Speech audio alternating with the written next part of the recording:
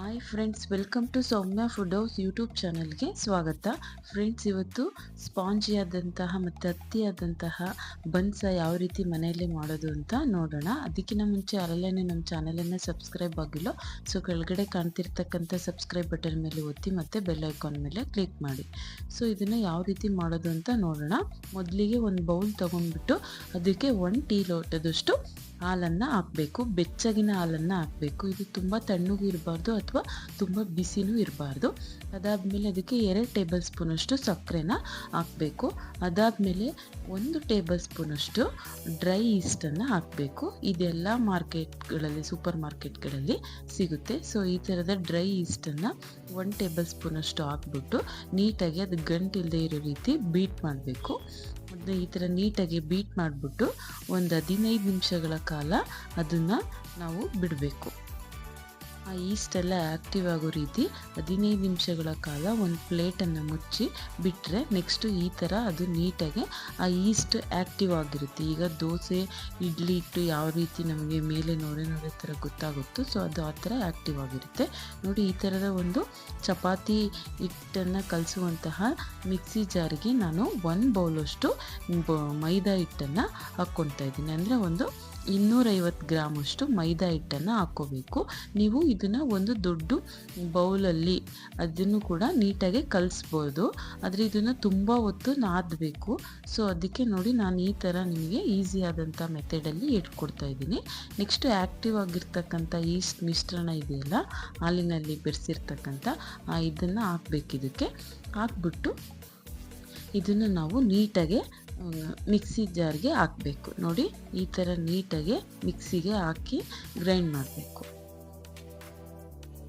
ನೀವು ಇದನ್ನು ಒಂದು ದೊಡ್ಡ ಬೌಲ್ ತಗೊಂಡು ಅದರಲ್ಲಿ ಕೂಡ ನೀಟಾಗಿ ಸೇಮ್ ಚಪಾತಿ ಹಿಟ್ಟಿನ ಅದಕ್ಕಿಂತ ಇನ್ನೂ ಸ್ವಲ್ಪ ಸಾಫ್ಟಾಗಿ ಇದನ್ನು ನಾವು ಕಲಿಸ್ಬೇಕು.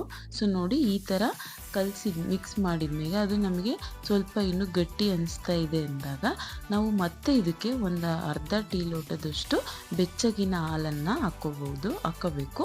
ಅದ್ರ ಬದಲು ನೀವು ಬಿಸಿ ನೀರನ್ನು, ಅಂದರೆ ಬೆಚ್ಚಗಿನ ನೀರನ್ನು ಕೂಡ ಯೂಸ್ ಮಾಡ್ಬೋದು. ನೋಡಿ, ಈ ಥರ ಹಾಲನ್ನು ಹಾಕ್ಬಿಟ್ಟು ಮತ್ತೆ ಇದನ್ನು ನಾವು ಮಿಕ್ಸಿಗೆ ಹಾಕ್ಕೋಬೇಕು.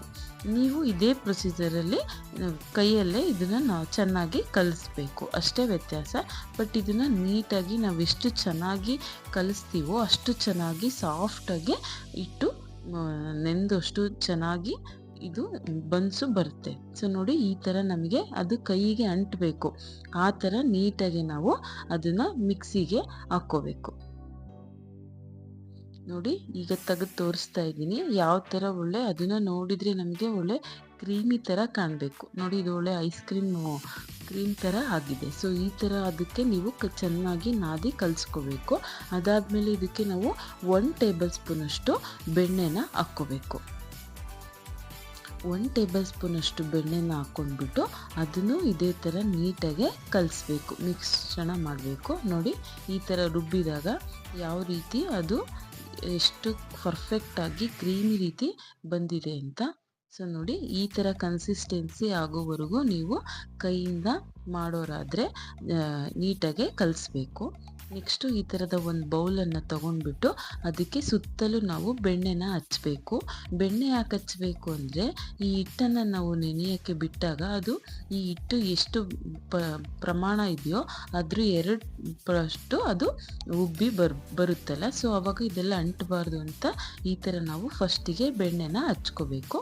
ಅದಾದಮೇಲೆ ನಾವಿಲ್ಲೇನೇ ಕಲಿಸ್ಕೊಂಡಿದ್ವಲ್ಲ ಮಿಕ್ಸಿ ಜಾರಿಗೆ ಹಾಕ್ಕೊಂಡಿಟ್ಟ ಅದನ್ನು ಈ ಬೌಲಿಗೆ ತೆಗಿಬೇಕು.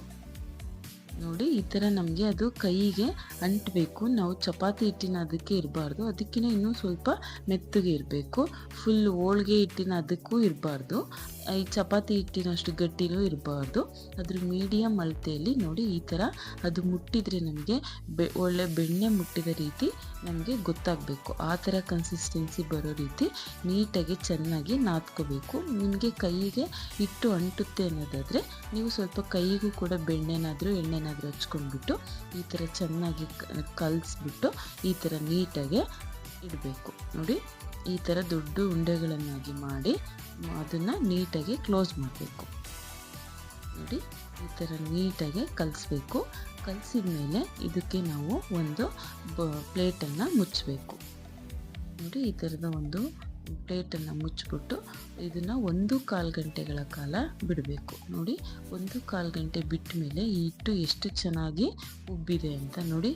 ನಾನು ಇದನ್ನು ಈ ಥರ ಒತ್ತಿದಾಗ ಅದೆಷ್ಟು ನೀಟಾಗಿ ಅದೆಲ್ಲ ಏರ್ ಬಿಟ್ಕೊತಾ ಇದೆ ಅಂತ. ಸೊ ಈ ಥರ ಕನ್ಸಿಸ್ಟೆನ್ಸಿ ಬರೋ ರೀತಿ ನಾವು ಈ ಹಿಟ್ಟು ಆ್ಯಕ್ಟಿವ್ ಆಗೋಕ್ಕೆ ಬಿಡಬೇಕು. ಸೊ ಅದಾದಮೇಲೆ ನೆಕ್ಸ್ಟು ಈ ಥರದ ಒಂದು ಮೋಲ್ಡು ಅಥವಾ ಒಂದು ಮಣೆ ಮೇಲೆ ಸ್ವಲ್ಪ ಮೈದಾ ಹಿಟ್ಟನ್ನು ಹಾಕ್ಕೊಂಡ್ಬಿಟ್ಟು ಇದೇನು ನೆನೆಸಿದ್ವಲ್ಲ ಹಿಟ್ಟು, ಆ ಹಿಟ್ಟನ್ನು ಇದ್ರ ಮೇಲೆ ಹಾಕ್ಕೊಂಡು ಕೈಗೆ ಹಿಟ್ಟು ಹತ್ತಬಾರ್ದು ಅನ್ನೋದಕ್ಕೋಸ್ಕರ ಸ್ವಲ್ಪ ಹಿಟ್ಟನ್ನು ಕೈಗೆ ಹಚ್ಕೊಂಡ್ಬಿಟ್ಟು ಅದನ್ನು ನಾವು ಮತ್ತೆ ಒಂದು 5ರಿಂದ 10 ನಿಮಿಷಗಳ ಕಾಲ ಮತ್ತೆ ನಾವು ಇದನ್ನು ಚೆನ್ನಾಗಿ, ಈಗೇನು ನಾವು ನೆನೆಸಿದಾಗ ಅದರಲ್ಲಿ ಏರ್ ತುಂಬಿಕೊಂಡಿರುತ್ತಲ್ಲ ಅದೆಲ್ಲ ಏರ್ ಹೋಗೋ ರೀತಿ ನೀಟಾಗಿ ಮತ್ತೆ ನಾವು ಚೆನ್ನಾಗಿ ಕಲಿಸ್ಬೇಕು. ನೋಡಿ ಇದೇ ಥರ ಕಲಿಸ್ಬೇಕು. ಈ ಥರ ನಾವು ಕಲಿಸಿದಾಗ ನೀವು ಯಾವ ಶೇಪ್ ಕೊಡ್ತೀರೋ ಅದೇ ಶೇಪಲ್ಲಿ ಹಿಟ್ಟು ಬರುತ್ತೆ. ನೀವು ಚೆನ್ನಾಗಿ ಕಲಿಸಿಲ್ಲ ಅಂದರೆ ಅದೇನಾಗುತ್ತೆ, ನಾವು ಬಿಲ್ಲೆ ಮಾಡಿದಾಗ ಅಥವಾ ಅದು ಒಂದೊಂದು ಉಂಡೆಗಳನ್ನಾಗಿ ಮಾಡಿ ಇಡಬೇಕಾದ್ರೆ ಅದೇನಾಗುತ್ತೆ, ಮೇಲೆ ಬಿರುಕು ಬಂದಂಗೆ ಆಗುತ್ತೆ. ಸೊ ನಾವು ಅದಕ್ಕೆ ಇದನ್ನು ಚೆನ್ನಾಗಿ ನಾದಬೇಕು. ನೋಡಿ ಅದು ನಮ್ಮ ಕೈಗೆ ಸ್ವಲ್ಪನೂ ಕೂಡ ಹತ್ತಲ್ಲ, ಅಷ್ಟು ನೀಟಾಗೆ ಅದನ್ನು ನಾದಬೇಕು. ಅದನ್ನೆಲ್ಲ ನೀಟಾಗಿ ಒಂದು 10ರಿಂದ 15 ನಿಮಿಷಗಳ ಕಾಲ ನೀಟಾಗಿ ನಾದಿದ ಮೇಲೆ ನೆಕ್ಸ್ಟು ಅದನ್ನು ನಾವು ಒಂದು ದೊಡ್ಡ ಉಂಡೆ ರೀತಿ ಮಾಡಿ ಅದನ್ನು ಒಂದು 6 ಭಾಗಗಳನ್ನಾಗಿ ಕಟ್ ಮಾಡಬೇಕು. ನಿಮಗೆ ಯಾವ ಸೈಜಲ್ಲಿ ಬನ್ಸ್ ಬೇಕು ಅನಿಸುತ್ತೋ ಆ ಸೈಜಲ್ಲಿ ಕಟ್ ಮಾಡ್ಕೊಳ್ಳಿ. ನೋಡಿ ಈ ಥರ ಒಂದು ದೊಡ್ಡ ಉಂಡೆ ರೀತಿ ಮಾಡಿಬಿಟ್ಟು ಒಂದು ಚಾಕು ಸಹಾಯದಿಂದ ನೀಟಾಗಿ ಕಟ್ ಮಾಡಬೇಕು. ಕೈಯಿಂದ ನಾವು ಬಿಲ್ಲೆಗಳ ರೀತಿ ಕಟ್ ಮಾಡಿದಾಗ ಏನಾಗುತ್ತೆ, ನಮಗೆ ಫಿನಿಶಿಂಗು ನೀಟಾಗಿ ಬಂದು ಬರಲ್ಲ. ಸೊ ಅದಕ್ಕೆ ನಾವು ಚಾಕು ಸಹಾಯದಿಂದನೇ ಈ ಥರ ನೀಟಾಗಿ ಕಟ್ ಮಾಡಬೇಕು. ನೋಡಿದ್ರಲ್ಲ, ಈ ಥರ ನಮಗೆ ಯಾವ ಸೈಜಲ್ಲಿ ಬೇಕೋ ಆ ಸೈಜಲ್ಲಿ ಆ ಹಿಟ್ಟನ್ನು ಕಟ್ ಮಾಡಿ ಅದನ್ನು ನಾವು ಒಂದೊಂದೇ ಹಿಟ್ಟನ್ನು ಸ್ವಲ್ಪ ತೊಗೊಂಡ್ಬಿಟ್ಟು ನೀಟಾಗಿ ಅದನ್ನು ಕೆಳಗೆ ಭಾಗದಲ್ಲಿ ನಾವು ಮಾಡಿರ್ತಕ್ಕಂಥ ಹಿಟ್ಟಿನ ಕೋಟಿಂಗ್ ಹೋಗ್ಬಿಟ್ಟು ಮೇಲೆ ಈ ಥರ ರೌಂಡ್ ಶೇಪಲ್ಲಿ ಬರಬೇಕು. ಆ ರೀತಿ ನಾವು ಇದನ್ನು ಉಂಡೆ ರೀತಿ ಮಾಡಬೇಕು. ನೋಡಿ ಈ ಥರ ನೀವು ಮೈದಾ ಹಿಟ್ಟಲ್ಲೂ ಕೂಡ ಈ ಥರ ಮಾಡ್ಬೋದು. ಮೈದಾ ಹಿಟ್ಟಲ್ಲಿ ಈ ಥರ ಮಾಡಿದ್ದೀವಿ, ಬಟ್ ನೀವು ಇದನ್ನು ಗೋಧಿ ಹಿಟ್ಟಲ್ಲೂ ಕೂಡ ನೀಟಾಗಿ ಇದೇ ರೀತಿ ಬನ್ಸನ್ನು ಮಾಡ್ಕೋಬೋದು. ಸೊ ಮೈದಾ ಹಿಟ್ಟಿನಿಂದ ಮಾಡಿದ್ರೂ ಕೂಡ ಯಾವ ರೀತಿ ಬಂದಿದೆಯೋ ಬನ್ನು, ಅದೇ ರೀತಿ ನೀವು ಮೈದಾ ಹಿಟ್ಟನ್ನು ಬಿಟ್ಟು ಗೋಧಿ ಹಿಟ್ಟಿನಿಂದ ಮಾಡಿದ್ರೂ ಕೂಡ ಅದೇ ಪರ್ಫೆಕ್ಟ್ ಶೇಪಲ್ಲಿ ಬರುತ್ತೆ. ನೋಡಿ ಈ ಥರ ನಾವೇನು ಹಿಟ್ಟು ಕಲಸಿಟ್ಕೊಂಡಿದ್ದೀವಲ್ಲೋ ಅಷ್ಟು ಹಿಟ್ಟನ್ನು ನೀಟಾಗಿ ಒಂದೊಂದೇ ಉಂಡೆಗಳನ್ನಾಗಿ ಮಾಡಿ ಇಟ್ಕೋಬೇಕು.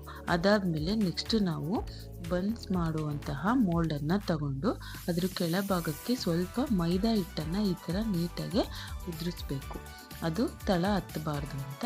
ಸೊ ಅದಾದಮೇಲೆ ನೆಕ್ಸ್ಟು ನಾವು ಮಾಡಿರ್ತಕ್ಕಂಥ ಅಷ್ಟು ಬನ್ನನ್ನು ಒಂದರ ಪಕ್ಕ ಒಂದು ರೀತಿ ನೀಟಾಗಿ ಜೋಡಿಸ್ಬೇಕು. ನೋಡಿ ಈ ಥರ ನಾವು ಒಂದು ಪಕ್ಕ ಒಂದನ್ನು ಜೋಡಿಸೋದ್ರಿಂದ ಏನಾಗುತ್ತೆ ಅಂದರೆ ಅದಕ್ಕೆ ಸ್ವಲ್ಪನೂ ಗ್ಯಾಪ್ ಬಿಡದೇ ಇರೋ ರೀತಿ ಜೋಡಿಸ್ಬಾರ್ದು, ಒಂದು ಸ್ವಲ್ಪ ಗ್ಯಾಪ್ ಇರಬೇಕು. ಯಾಕೆಂದರೆ ಇದು ಮತ್ತೆ ಹಿಟ್ಟು ಉಬ್ಬುತ್ತೆ. ಸೊ ಅದಕ್ಕೆ ನಾವು ಈ ಥರ ಇಟ್ಬಿಟ್ಟು ನೆಕ್ಸ್ಟು ನಾವು ಇದಕ್ಕೆ ಸಣ್ಣಗಿರ್ತಕ್ಕಂಥ ಅಂದರೆ ಉಗುರು ಬೆಚ್ಚಗಿರ್ತಕ್ಕಂಥ ಹಾಲಿನಿಂದ ಇದನ್ನು ಮೇಲೆ ನೀಟಾಗಿ ಈ ಥರ ಬ್ರಷ್ ಸಹಾಯದಿಂದ ಆಗಿರ್ಬೋದು ಅಥವಾ ಒಂದು ಕೈನ ಸಹಾಯದಿಂದನೇ ನೀಟಾಗಿ ಅದ್ರ ಮೇಲೆ ಈ ಥರ ಹಾಲನ್ನು ಹಚ್ಚಬೇಕು. ನಾವು ಹಾಲನ್ನು ಯಾಕೆ ಹಚ್ತೀವಿ ಅಂದರೆ ಅದು ಬಿರಿ ಬರಬಾರ್ದು, ಅಂದರೆ ಅದು ಡ್ರೈ ಆಗಿರಬಾರ್ದು ಅಂತ ಹಾಕ್ಬಿಟ್ಟು ಒಂದು 10ರಿಂದ 15 ನಿಮಿಷಗಳ ಕಾಲ ಬಿಟ್ಟಾಗ ನೋಡಿ ಬನ್ನು ಯಾವ ರೀತಿ ಮತ್ತೆ ಉಬ್ಬಿ ಬಂದಿದೆ ಅಂತ. ಸೊ ಈ ಥರ ಉಬ್ಬಿ ಬಂದಿರತಕ್ಕಂಥ ಬನ್ನನ್ನು ನಾವು ಓವನ್ ಒಳಗೆ ಪ್ರೀ ಹೀಟ್ ಮಾಡಿಬಿಟ್ಟು 180 ಡಿಗ್ರಿಯಲ್ಲಿ ಒಂದು 25 ನಿಮಿಷಗಳಿಂದ 30 ನಿಮಿಷಗಳ ಕಾಲ ಇದನ್ನು ನಾವು ಬೇಕ್ ಮಾಡಬೇಕು. ಸೊ ನೀವು ನಿಮ್ಮ ಮನೆಯಲ್ಲಿ ಓವನ್ ಇಲ್ಲ ಅಂದರೆ ನೀವು ಪಾತ್ರೆಯಲ್ಲೂ ಕೂಡ ಮೀಡಿಯಮ್ ಫುಲ್ ಲೋ ಫ್ಲೇಮಲ್ಲಿ ಇಟ್ಬಿಟ್ಟು ತಳಭಾಗಕ್ಕೆ ಸ್ವಲ್ಪ ಮರಳು ಅಥವಾ ಉಪ್ಪನ್ನು ಹಾಕ್ಬಿಟ್ಟು ಅದ್ರ ಮೇಲೆ ಒಂದು ಸ್ಟ್ಯಾಂಡನ್ನು ಇಟ್ಟು ಅದ್ರ ಮೇಲೆ ಇಟ್ಬಿಟ್ಟು ಮಾಡಿದ್ರೂ ಕೂಡ ಇದೇ ರೀತಿ ಪರ್ಫೆಕ್ಟ್ ಆದಂತಹ ಬನ್ಸು ಬರುತ್ತೆ. ನೋಡಿ ಈ ಥರ ಗೋಲ್ಡನ್ ಬ್ರೌನ್ ಕಲರ್ ಆಗೋ ರೀತಿ ನಾವು ಅದನ್ನು ಬೇಕ್ ಮಾಡಬೇಕು. ನೋಡಿ ಇದಾದಮೇಲೆ ನೆಕ್ಸ್ಟು ಇದ್ರ ಮೇಲೆ ನಾವು ಬೆಣ್ಣೆನಾದರೂ ಅಥವಾ ಎಣ್ಣೆನಾದರೂ ಹಚ್ಚಬೇಕು. ನಾನಿಲ್ಲಿ ಬೆಣ್ಣೆನ ಹಚ್ತಾ ಇದ್ದೀನಿ. ಬೆಣ್ಣೆ ಹಚ್ಚಿದ ಮೇಲೆ ಅದೆಷ್ಟು ಶೈನಿಯಾಗಿ ಗೋಲ್ಡನ್ ಬ್ರೌನ್ ಕಲರು ನಮಗೆ ಕಾಣಿಸ್ತಾ ಇದೆ ಶೈನಿಯಾಗಿ ಅಂತ. ಸೊ ಇದೇ ಥರ ನಾವು ಅಷ್ಟು ಬನ್ಸ್ಗಳಿಗೂ ಹಚ್ಬೇಕು. ನೀವು ಮಾಡಿದ ತಕ್ಷಣವೇ ಇದನ್ನು ಬನ್ಸನ್ನು ತೆಗೆದು ಈ ಥರ ನೋಡಬಾರ್ದು. ಇದನ್ನು ಈ ಥರ ಬೆಣ್ಣೆ ಹಚ್ಬಿಟ್ಟು ಮತ್ತೆ ಒಂದು 1/4 ಗಂಟೆಗಳ ಕಾಲ ಈ ಬನ್ನನ್ನು ಬಿಟ್ಟರೆ ಆಮೇಲೆ ಅದು ಸಾಫ್ಟಾಗಿ ಸ್ಮೂತಾಗಿ ಬನ್ನು ಆಗುತ್ತೆ. ನೀವು ಮಾಡಿದ ತಕ್ಷಣವೇ ತೆಗೆದು ನೋಡಿದಾಗ ಏನಾಗುತ್ತೆ, ಅದು ಕಲ್ಲು ರೀತಿ ಆಗಿರುತ್ತೆ. ಇದೇನು ಇಷ್ಟು ಚೆನ್ನಾಗಿ ಮಾಡಿರ್ತಕ್ಕಂಥ ಬನ್ನು ಕಲ್ಲು ರೀತಿ ಆಗಿದ್ದಾವೆ ಅಂತ ಹೆದರಬೇಡಿ. ಅದನ್ನು ಮಾಡಿ ಒಂದು 1/4 ಗಂಟೆಗಳ ಕಾಲ ಬಿಟ್ಟ ಮೇಲೆ ಈ ಥರ ಹತ್ತಿ ರೀತಿಯಾದಂತಹ ಸ್ಪಾಂಜಿಯಾದಂತಹ ಬನ್ಸು ರೆಡಿ ಆಗುತ್ತೆ. ಸೊ ನೋಡಿದ್ರಲ್ಲ ಎಷ್ಟು ಈಸಿಯಾಗಿ ಸಾಫ್ಟ್ ಆದಂಥ ಬನ್ನನ್ನು ಮನೆಯಲ್ಲಿ ಮಾಡ್ಬೋದು ಅಂತ. ಸೊ ನೀವು ಕೂಡ ಈ ರೆಸಿಪಿನ ನಿಮ್ಮ ಮನೆಯಲ್ಲಿ ಟ್ರೈ ಮಾಡಿ. ಇನ್ನು ಯಾರೆಲ್ಲ ನಮ್ಮ ಚಾನಲನ್ನು ಸಬ್ಸ್ಕ್ರೈಬ್ ಆಗಿಲ್ಲೋ ಸಬ್ಸ್ಕ್ರೈಬ್ ಆಗೋದನ್ನು ಮರಿಬೇಡಿ. So thank you for watching.